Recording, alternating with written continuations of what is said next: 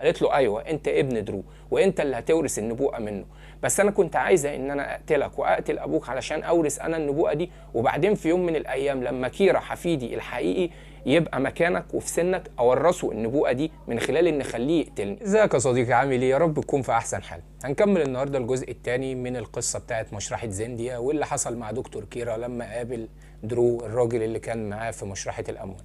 المهم ما تنساش زي ما بقول كل مره ان انت تدعي لاخواتك المسلمين، وما تنساش ان انت تصلي على الحبيب محمد صلى الله عليه وسلم عليه افضل الصلاه وازكى السلام. وكمان ما تنساش لو انت بتشوفني اول مره ان انت تعمل لايك كتير وتشير الحلقه علشان ده بيفرق في الساعات الاولى من نشرها.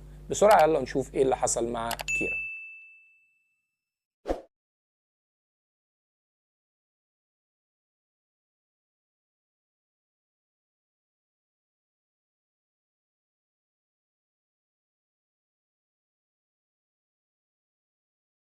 كيرا بعد ما شاف امه وابوه هما بيتكلموا عن خطتهم الشريره علشان يقتلوا صاحب النبوءه وياخدوا منه القدره بتاعته على انه يتواصل مع الاموات، حس هنا بحزن شديد جدا، ولكن قرر انه يرجع لدرو علشان يشوف باقي الخطه بتاعته. طبعا كان باين عليه الحزن والاسى لما رجع لدرو. درو شاف النقطه دي في وشه وقال له انا كنتش عايز ان انا ابعتك للمكان ده علشان عارف ان هتكون هي دي النتيجه. بص له بكل حده ويقول له انا مش محتاج شفقه من حد وخصوصا من الاموات. درو ما ردش عليه لانه كان فاهم مدى الحاجه الصعبه اللي هو بيعدي بيها. مع ذلك كيرا كان لحد اللحظه دي عنده امل ان يكون امه وابوه لسه بريئين وما عملوش حاجه من اللي ممكن يكون هو شاكك ان هم عملوها او سمعهم بيخططوا لها. المهم انه هنا بسرعه يقول لدرو انقلني يلا للمكان التاني علشان اشوف باقي القصه بتاعتك ايه وافهم انا هقدر اساعدك ازاي. هنا درو يوديه للقصر بتاعه اللي كان عايش فيه. درو كان شخص غني وكان شخص مرتاح ماديا. المهم بمجرد ما يرجع للقصر يشوف حاجه زياده تفاجئه عن المفاجآت اللي هو عمال يشوفها من اول القصه دي، وهو ان يلاقي موري موجوده هناك وكانها موجوده بتشتغل في البيت ده، بس كانت طبعا اصغر سنا، ويشوفها وهي بتتكلم مع واحده ست اصغر منها وبتقول لها انا خلاص حطيت السحر لبنتي وجوزها في المشروب بتاعهم وهم دلوقتي بقى زي العرايس في ايدي ويقدروا يعملوا اي حاجه انا ممكن اخليهم يعملوها. هم طبعا مش حاسين بكده، خارجين عن ارادتهم، يعني اي حاجه خارجه عن ارادتهم. فهنا صاحبتها تقول لها انا ما شفتش حد بالشر اللي انت فيه، ازاي تعملي كده؟ في حد يحط سحر لابنه او لبنته ولجوزها علشان خاطر تتصرف التصرفات اللي انت ناوياها؟ فهنا تقول لها ده مش بمزاجي، انا عملت عقد مع الشخص اللي انت عارفاه. طبعا الشخص اللي هي عارفاه ده مش شخص، ده هنا بتتكلم على الشيطان.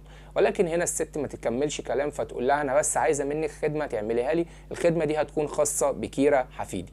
طبعا الست هنا ما ذكرتش هي هتعمل ايه، هتعرف ده بعد شويه. المهم ان كيرا هنا كان مستغرب ومش فاهم ايه اللي بيحصل، ولكن مع ذلك كان عمال العالم بتاعه ينهار، ما بقاش فاهم مين الشرير. الشرير هو جدته ولا امه وابوه ولا صاحب النبوءه نفسه هو ممكن يكون درو، ولا هو نفسه كيرا اللي ممكن يكون الشرير في القصه دي. كيرا من شده التعب اللي هو كان حاسس بيه، وبرغم ان هو ما كانش عباره عن جسم مادي، ده كان يعتبر شبح لانه مش موجود اصلا في عالم الاحياء، لكنه حس ان هو مجهد وتعبان بشكل كبير، وحس انه محتاج يفصل، خصوصا وان اليوم وصل لنصه وقرب ينتهي. انا حكيت لك في الجزء الاولاني، لو انت لسه ما شفتوش روح اتفرج عليه عشان تفهم القصه دي، ان هو لو اليوم خلص وهو ما وصلش الحل للقصه دي هيرجع لزمنه ومش هيقدر يساعد صاحب النبوءه اللي هو درو، او مش هيقدر يساعد عموما الشخص اللي استدعاه اللي هو درو.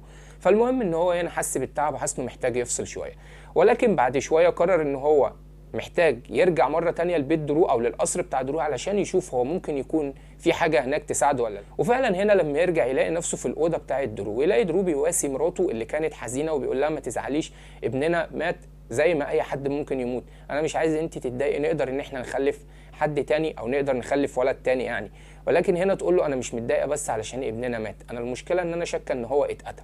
فهنا درو بيرد عليها بكل غضب ويقول لها ده لو حصل فمحدش هينجو من الغضب بتاعي، بس خلينا نتاكد ونشوف ايه بالظبط اللي حصل، ايه اللي خلاكي تشكي في الحاجه دي، يعني ليه انت مفكره ان هو ممكن يكون اصلا اتقتل؟ فهنا تحكي مرات درو لجوزها على اللي هي سمعته، تقول له ان هي سمعت موري الخدامه اللي موجوده عندهم وهي بتقول وبتحكي على ان هي عملت سحر لبنتها ولجوزها، ومش بس هي عملت السحر ده هي كمان بتقول ان هي عايزه توصل لصاحب النبوءه اللي هو انت. انا مش عارفه هي عارفه ان انت صاحب النبوءه اصلا ولا لسه ما تعرفش ان انت صاحب النبوءه، بس عموما الست دي انا شاكه ان هي شر كبير من ساعه ما انت شغلتها هنا. انا كنت مش مستريحه لها من الاول، ولكن انت صممت ان انت تشغلها هنا ومع ذلك انا سمعت كلامك. المهم ان ما كانتش بس ده اللي مخوفها موضوع السحر اللي هي عملته لبنتها، ولكن كمان هي سمعتها بتتكلم عن صاحب النبوءه، قالت له انا خايفه ان تكون هي اللي قتلت ابننا، وتكون عارفه ان الطفل ده المفروض انه هيورث منك الحاجه دي، فتكون قتلته وبتخطط ان هي تقتلك انت كمان وتورثها، وتبقى هي اللي عندها قدره تتواصل مع الاموات. هما بيتكلموا، شاف صوره ولكنه ما اهتمش في البدايه بالصوره دي. الصوره كانت للراجل اللي اسمه درو ومراته ولطفلهم الرضيع. كان في على دراع الطفل الصغير علامه او حاجه زي وشم. العلامه دي هو بيحاول يفتكر هو شافها فين قبل كده، بس كيرا في الوقت ده ما اهتمش، لانه كان كل اللي شغله انه يسمع الحوار اللي داير ما بين درو ومراته ويحاول يفهم القصه فيها ايه. المهم ان هو حس ان هو كده جمع الخيوط كلها وشك في اكتر من سيناريو، بس ما قالش حاجه طبعا لدرو. المهم ان هو لما رجع له قال له انا خلاص تقريبا جمعت القصه في دماغي، وبقى في سيناريوهات كتير، بس كل السيناريوهات دي المفتاح الاساسي بتاعها عند موري الجده اللي انا اتربيت في بيتها. انا محتاج اني ارجع لزمني دلوقتي علشان اقدر اشوف القصه حصل فيها ايه، بس قبل ما امشي محتاج اعرف انت ايه اللي حصل لك بالظبط، او انت مت ازاي. درو هنا بص له بمنتهى الحزن وقال له انا مش فاكر اي حاجه، بس كل اللي فاكره هو ان اخر حاجه عيني شافتها هو 2 مغطيين وشهم، وواحد فيهم مصمم انه يقتلني. لما قلت له انت لو قتلتني حتى وفزت بالنبوءه هتبقى بتخسر نفسك وبتخسر روحك، فقال لي انا مجبر ان انا اعمل الحاجه دي، وهنا ضربني بالنار وانتهت قصتي في عالم الاحياء. رغم ان درو قال له ان اخر حاجه هو فاكرها ان اللي عملوا كده فيه كانوا 2، برضه لحد اللحظه دي كيرا مش عايز يقول ولا يصدق ان ال2 دول ممكن يكونوا امه وابوه. قبل ما كيرا يمشي قال له انا عايز اسالك سؤال اخير، اعذرني في السؤال ده وما تزعلش مني، انا عارف ان ممكن يكون الاموات مش بيزعلوا. درو بص له وابتسم ابتسامه غريبه جدا، قال له وارد يكونوا مش بيزعلوا، عايز تسال عن ايه؟ قال له انا عايز اعرف ابنك ممكن يكون مات ازاي. قال له ابني الدكتور اللي كان بيعالجه قال ان هو مات بمزيج من السموم الغريبه، وهو ده اللي اكد الشكوك بتاعتي انا ومراتي بان هو مات مقتول، لانه اصلا كان طفل رضيع. فاكيد انت فاهم ان هو ما بياكلش ولا بيشرب حاجه غير من الحاجات اللي احنا بنديها له، واللي معروف هي اصلا حاجه واحده، صنف واحد بس اللي الطفل الرضيع بيشربه، فمنين هيجي له مزيج النباتات ده غير لو كان حد اداهوله بشكل خاص. قال له تمام، انا كده فهمت القصه ممكن يكون حصل فيها ايه. انا همشي دلوقتي وعايز ارجع لزمني علشان اقدر احل القصه دي، بس قبل ما امشي خليك فاكر ان انا كل المرات اللي انا هحاول اساعدك فيها ممكن بسبب مساعدتي ليك دي يتكشف لي حاجات انا ما كنتش اتمنى ان انا اعرفها في حياتي، وممكن يتشوه في عيني كل الذكريات الحلوه عن الناس اللي كنت بحبهم جدا. فدرو يقول له ما تزعلش، انا متاكد انك زي ما هتكتشف ان في حاجات شر انت ما كنتش تتمنى تعرفها، هتكتشف حاجات خير وحلوه انا متاكد انك هتوصل لها. اتمنى ان اشوفك مره تانية في حال احسن من اللي احنا موجودين فيه ده. هنا درو يقرر ان هو يقول له غمض عينك، فالتاني يغمض عينه يفتحها يلاقي نفسه رجع للزمن بتاعه، ويلاقي النبطشيه بتاعته قربت تنتهي لان النهار قرب يطلع. انا قلت لك في الجزء الاول انه كان بايت في المشرحه، فهنا يروح البيت بتاعه علشان خاطر يستريح. يدخل وهو مجهد ويحاول ان هو ينام، ولكن من كتر الكوابيس اللي كانت عماله تجيله والحاجات الغريبه اللي كان عمال يشوفها في احلامه ما عرفش ينام. فصحي ولقى الجده رجعت من بره، فسلم عليها وهو حاسس ان هو بيشوفها للمره الاولى، فيقول لها انا حاسس ان احنا محتاجين نقعد مع بعض ونتكلم شويه. قالت له ماشي، بس يلا احضر. قعد ياكل كيرا هو وجدته موري، وفي وسط الكلام قعد يسالها على اسئله حست منها ان هي اسئله غريبه ومش منطقيه، وازاي هو عرف الحاجات دي، ولكن هي ما بينتش ان هي قلقانه ولا مستغربه. كيرا كده كده ما كانش بيخطط لده، كيرا كان بيخطط ان هو يشوف رد فعلها لما يسالها الاسئله دي. فعلا بان عليها شويه التوتر والارتباك، وابتدت تقولها له بطريقه الهزار هو انت عرفت الحاجات دي منين؟ ولا انت عشان قعدت في المشرحه يومين هتفكر ان انت عارف كل حاجه عن الماضي بتاع المدينه بتاعتنا؟ المهم يضحك ويهزر ويقول لها بقول لك ايه، انا ريقي نشف عايز ان انا اشرب مشروب، بس خليني اقوم اعمل 2 عصير ليا انا وانت. تشربي حاجه؟ قالت له اشرب حاجه معاك، بس يا بلاش يا ليميت تبوظ المطبخ زي ما كل مره بتولع الدنيا. قعدوا يضحكوا هما الاثنين، ودخل هو وزي ما انت توقعت حط لها منوم شديد جدا في المشروب بتاعها. وبعد ما اتاكد ان موري نامت دخل الاوضه بتاعتها وابتدى يفتش فيها علشان يحاول يوصل لاي حاجه وخيط يعرفوا ايه بالظبط اللي ممكن يكون حصل. كيرا وهو بيدور يا صديقي يلاقي لفافه غريبه موجوده في الدولاب بتاع موري، فيفتح اللفافه دي ويلاقي فيها مزيج من النباتات الغريب. وهنا يفتكر ان جدته في مره من المرات قالت له ان هي كانت طول عمرها بتحب النباتات وبتفهم فيها وفاهمه العلم بتاعها، وان هي قرت كتب كتير في العلم ده.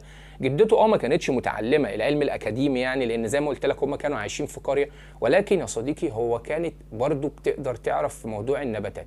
هنا كيرا بقى متيقن ان هي الست دي اللي ارتكبت الجريمه من اولها لاخرها، وان ابوه وامه حتى لو هم مشتركين فيها فهم مشتركين تحت تاثير السحر اللي هي عملته له. المهم ان هو مجرد ما يقوم ويلف ويبص وراه يلاقي الست دي واقفه وراه، بس المره دي كان شكلها مش زي كل مره، كان شكلها غريب ومخيف، وما كانش حاسس بالامان ناحيتها زي ما كان بيحس قبل كده. كده كده الاحساس بتاعه اتغير من اللحظه اللي هو شافها فيها وهي بتقول ان هي عملت بنتها ولجوزها.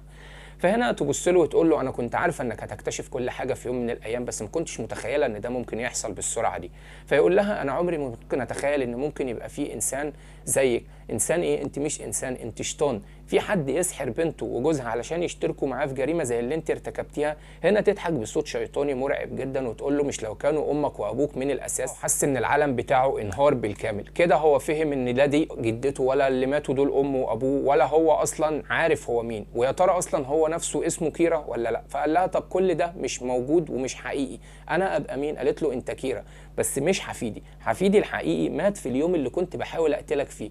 القصه ببساطه هو ان لما حاولت اقتلك علشان انت ابن صاحب النبوءة، هنا طبعا كانت الصدمة الشديدة، وهو ده السيناريو اللي كان شاكك فيه كيرا من البداية. لما شاف الصورة في الأوضة بتاعت درو زي ما حكيت لك من شوية، الصورة دي يا صديقي والوشم اللي كان موجود عليها، هو كان عمال يفتكر هو شافه فين. بكل بساطة الوشم ده كان هو نفس الوشم اللي موجود على دراعه هو شخصيا، بس هو كان متناسي القصة دي، جايز لأن هو ما كانش أصلا في عالم الأحياء.